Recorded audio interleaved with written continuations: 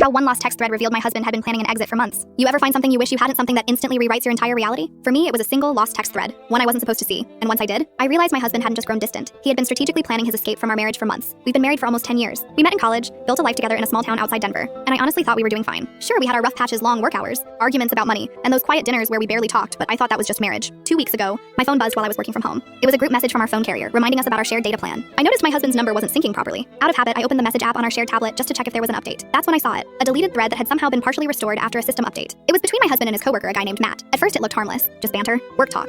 But then I scrolled further. There were messages from as far back as January, months ago, where my husband was mapping out how to leave me. Not just emotionally, financially, logistically, socially. I've been moving money around quietly. She won't notice, I'll tell her it's for savings. Once I get the condo lease finalized, I'll tell her I need space. Don't say anything at work. HR knows something's up. My hands started shaking. I scrolled faster, reading conversations about dividing assets, consulting lawyers, and even strategizing how to take our dog, which he knew would destroy me. There were no other women mentioned. No cheating. Just a cold strategic exit like I was some business deal he wanted out of. That night, I acted normal. I needed to think. He came home late, said he was working on a project, and went straight to bed. The next morning, I asked, "Are you happy?" He hesitated, said, "We've both changed." I wanted to scream, to throw the tablet at him and demand answers. But I didn't. Instead, I quietly started making my own plan. I spoke to a lawyer. Turns out, he'd already done preliminary consultations which made everything worse. But what he didn't know was that I had screenshots. Every message, every date, every detail. When I finally confronted him, I expected guilt. Maybe tears. Instead, he just said, "I didn't want to blindside you. I was trying to do it the right way." How is secretly moving money and setting up a new life behind your spouse's back the right way? Here's the kicker, his friend Matt reached out a few days later. He said he's been spiraling for months. He didn't know how to tell you. So apparently, this entire exit plan was his version of grace. It's been 3 weeks since I found those messages. The house is quiet now. He moved out last weekend. I keep thinking about how many mornings we spent drinking coffee while he was texting someone else about how to erase me from his life. Sometimes, betrayal isn't about infidelity, it's about finding out that the person you trusted most had been rehearsing your goodbye long before. You ever saw it coming? If you've ever had your reality shattered by a message you weren't meant to see, trust your gut. Because sometimes the truth doesn't come from confession. It comes from a glitch.